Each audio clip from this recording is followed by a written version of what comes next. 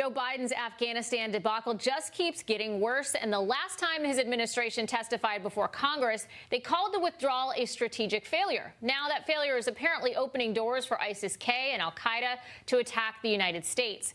Yesterday, DoD Undersecretary for Policy Colin Kahl explained the increasing threat. The current intelligence community's assessment is that ISIS-K could potentially develop a capability within 6 to 12 months, and that al-Qaeda could potentially develop that capability within 1 to 2 years. But it's precisely that threat that we need to remain vigilant and disrupt. This morning, Attorney General Merrick Garland seemed to be at a loss as what may have been behind the increased risk assessment. Al-Qaeda has always presented and continues to present a persistent threat to the United States homeland. Well, no, but the question is, what's changed? You say always. Has any recent event changed the likelihood of an attack? I don't know. You don't know that we withdrew from Afghanistan? I know we withdrew. I don't know whether the withdrawal will increase the risk from al-Qaeda or not. Well, I'd like to welcome in my panel the CEO of the Afghanistan-America Relations Office and former military interpreter in Afghanistan, Saber Nasseri, and retired Navy SEAL and author of the book, The Operator, Rob O'Neill. Gentlemen, thank you so much for joining us tonight. Thank you, Jen. My pleasure. Thank you for having me.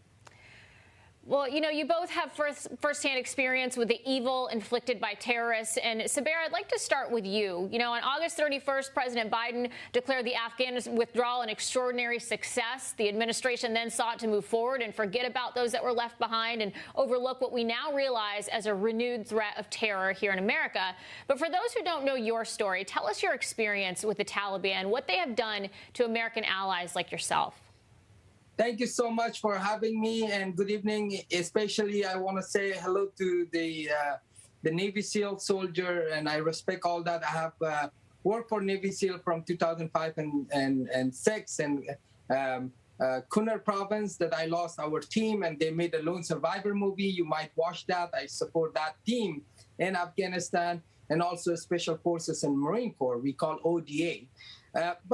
Yes, my name is Saber, and I have served 11 years for U.S. Marine Corps and Special Forces ODA. In the front line, the Taliban, they put the $300,000 bounty on my head. They tortured me, and they tried to arrest me and kill me. But unfortunately, they cut my fingers off. They shot me. But I still supporting and sacrificing for U.S. government. My half family, they still in Afghanistan. My other half, they are in Abu Dhabi in a base. And they evacuate by civilian airplanes. And it has been like 2.5 months, 3 months, almost 3 months. They didn't issue them. U.S. Embassy and State Department didn't issue my visa for my family. Even they have SIV cases, and they approved. But yes, like me, there's a lot of American allies still left behind. And the majority of eligible immigrants are forgotten. The Taliban supporters have migrated among these immigrants right now, and immigrants who were eligible for a special immigration visa and whose lives were in a real danger were not transferred or evacuated by a State Department. That's right. And countless Americans left behind, obviously, at the mercy of the Taliban. And Robert, I want to go to you. You know, we played that exchange between Senator Lindsey Graham and Merrick Garland. Garland unable to provide an answer as to whether our reckless withdrawal increased the risk of terror at the hands of al-Qaeda. What are your thoughts about that? A.G. Garland really didn't sound like he knew what he was talking about at all. I mean, he was barely aware, it seemed, that we had left Afghanistan. But he's one of those guys that they're so worried about social experimentation and what gender someone should be on their passport.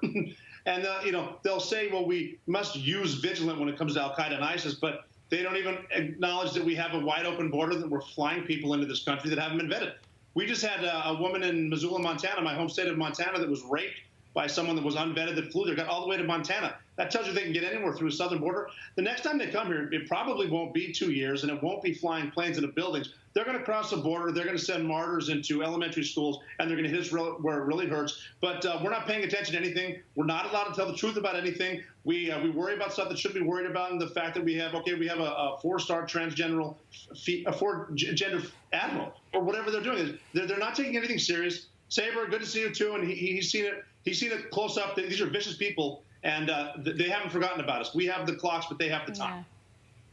Well, Saber, I want to ask you about the refugees as well. You know, the U.S. has resettled almost 100,000 Afghan refugees here in America. They're facing a pretty tough assimilation process. You know, we've learned that the vetting process has been rushed and minimal at best, and there's been claims of criminality among some of them. Do you have any concerns as to who has been let into the country and their intentions? Thank you. Yes, I'm a U.S. citizen, and first of all, I'm worried about all Americans that I sacrificed. My blood is here, and my family from here. I supposed to, and I have to protect the Constitution of the United States and the country as well. But yes, the majority of, as I mentioned before, 3 months ago, I mentioned to the State Department through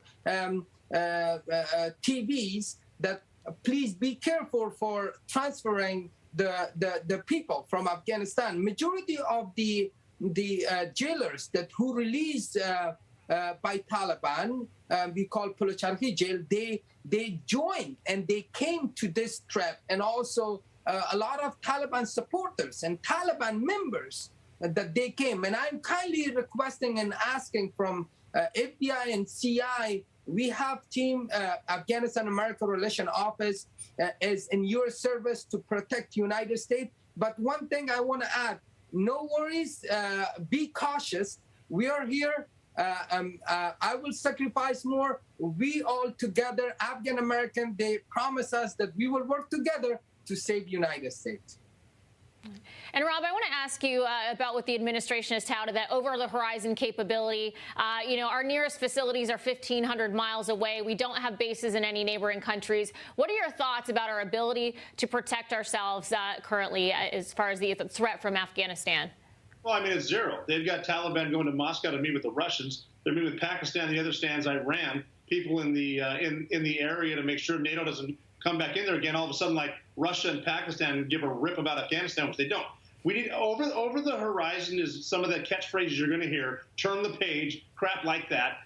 By the time a drone gets over there, you need human intelligence on the ground, which you don't have. By the time a drone gets there, about 3/4 of it's almost bingo and fuel, almost out. It's needless, but they just realize the 24-hour news cycle, no one's going to remember this stuff, and they can do whatever they want, and then they can go back to their social experimentation in this country until we get hit again, because the only thing we're really good at nowadays is never forgetting to never forget. Well, Rob O'Neill and Saber Nasseri, thank you both for being here tonight, and thank you so much for your service to us here in America. Thank you for having me, and God bless you guys. Thank you. And you as well.